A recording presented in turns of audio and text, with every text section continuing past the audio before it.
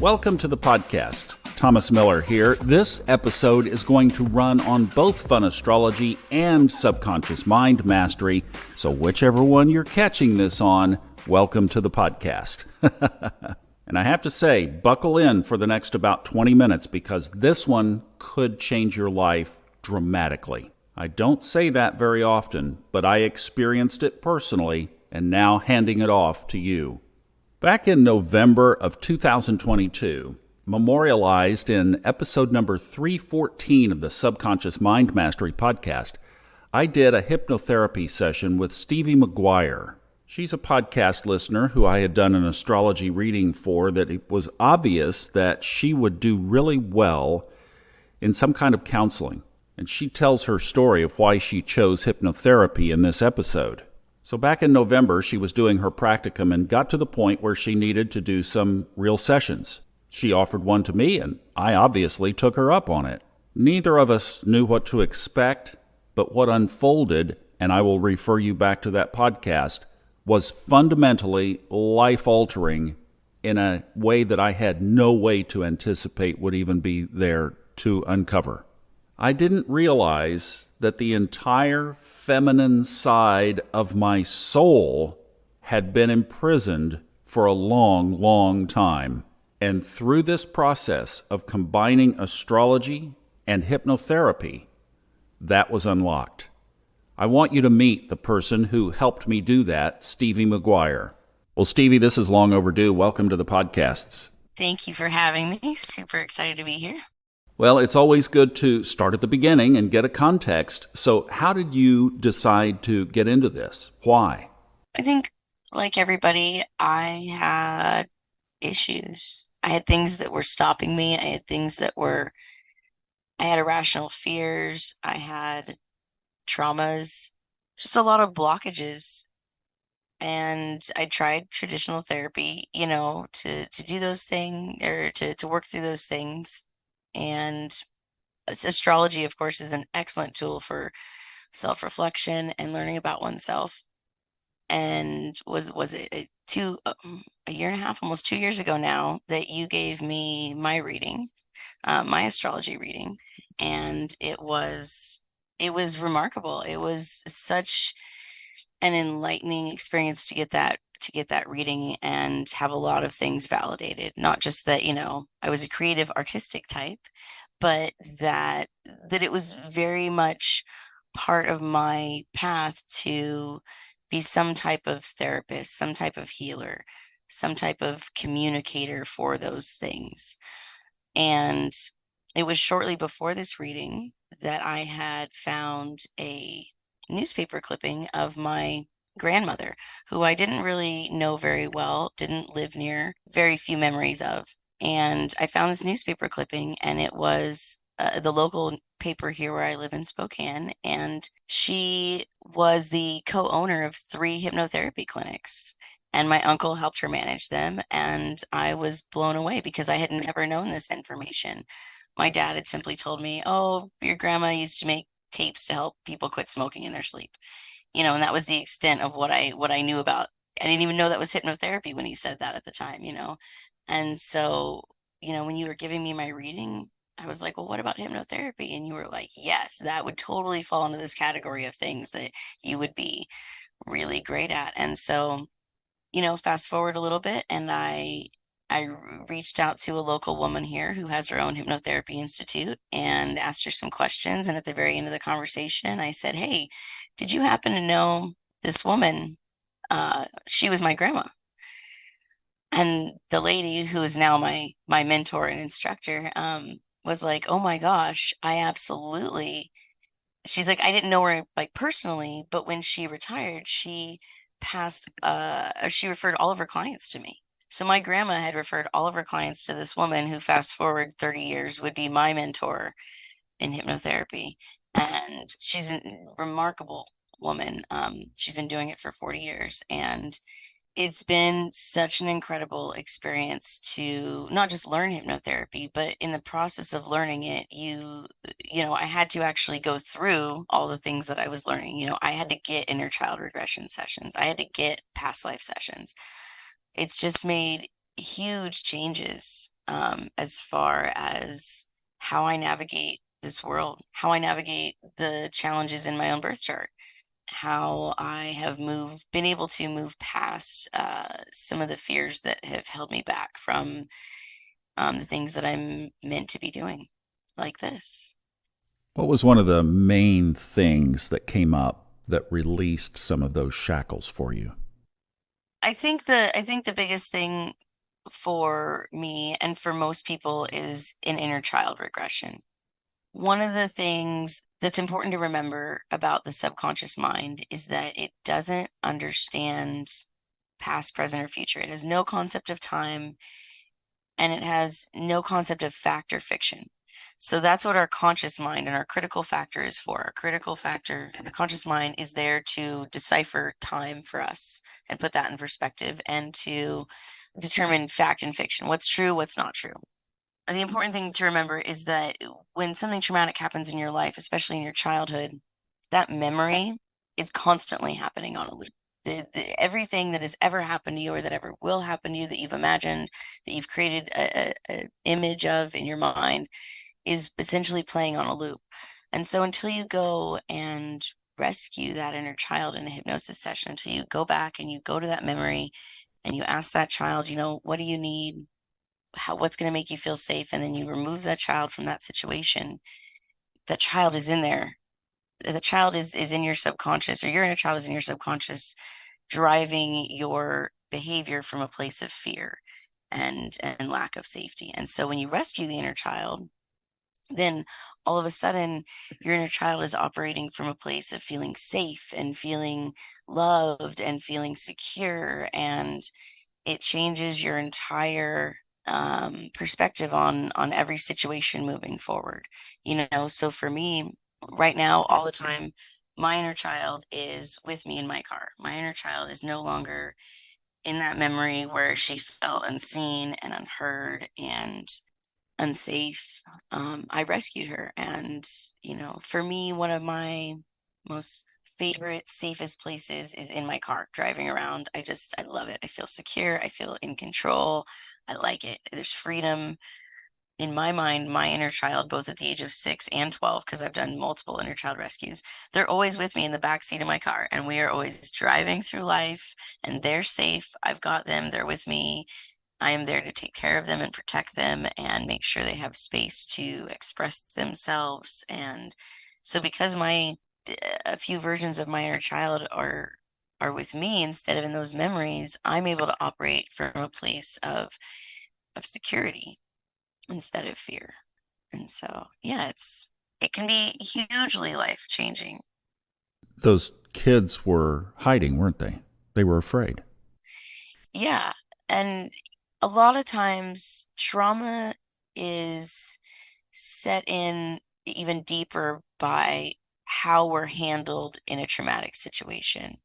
Whatever the thing is that happened, whatever the event, the moment, the traumatic thing that happened is half of it. The other half of it is, how were you taken care of during that traumatic event? How were your feelings and your safety handled immediately during and after that traumatic event? For example, if somebody gets into an accident and immediately following that accident, they're coddled, they're taken care of, they're reassured of their safety, they're taking, our brains know that bad things are going to happen. We learn from our subconscious learns from what happens to us when that bad thing happens.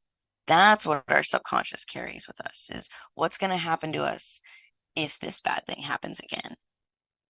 And so that's where we get triggers and panic attacks is, say you got in a really bad car accident when you were younger, and ever since then you've just had a fear of being in vehicles. They make you uncomfortable, that you don't like being in them. It's because you got in this accident and nobody ever secured you afterwards to let you know, like, hey, this isn't going to happen every time you get in a car. That was, and so without that security and aftercare in a traumatic event, you get somebody who's trapped in that moment. They were never secured afterwards. Do you realize how freeing this can be for so many people? It can be incredible. All of our limits as human beings are self-imposed. Like they're like we create our own prosperity. We create our own reality. Every every limit that we have is self-imposed. If there is a problem in your mind, then the solution is also in your mind.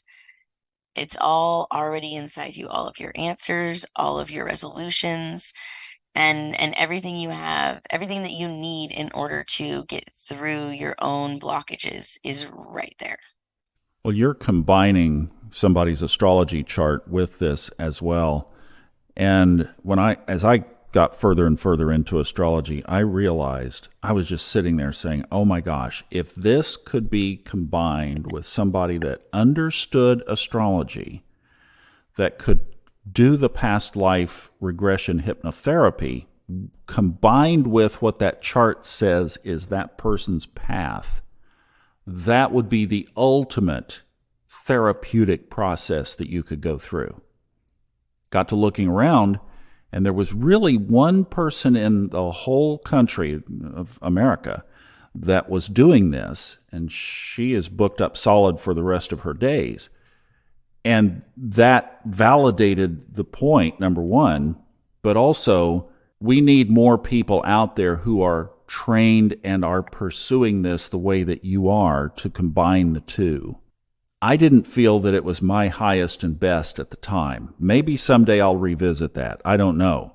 But I just felt that my role in all of this might be a little bit different, not to be doing these sessions all day like you're doing. But I just think that this is one of the greatest gifts. And Stevie, there aren't many out there that have this same perspective that you do.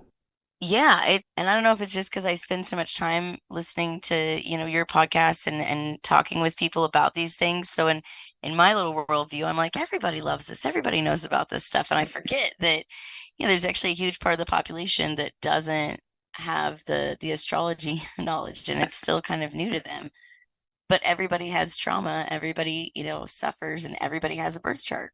And like you said, the person with the right training can come in and take the information from both fields and put them together and say, here, I have a really, really individual customized answer for you. It's really fascinating when you can pull somebody's chart and gather all of that information and cut years off of the therapy time just by knowing so much immediately.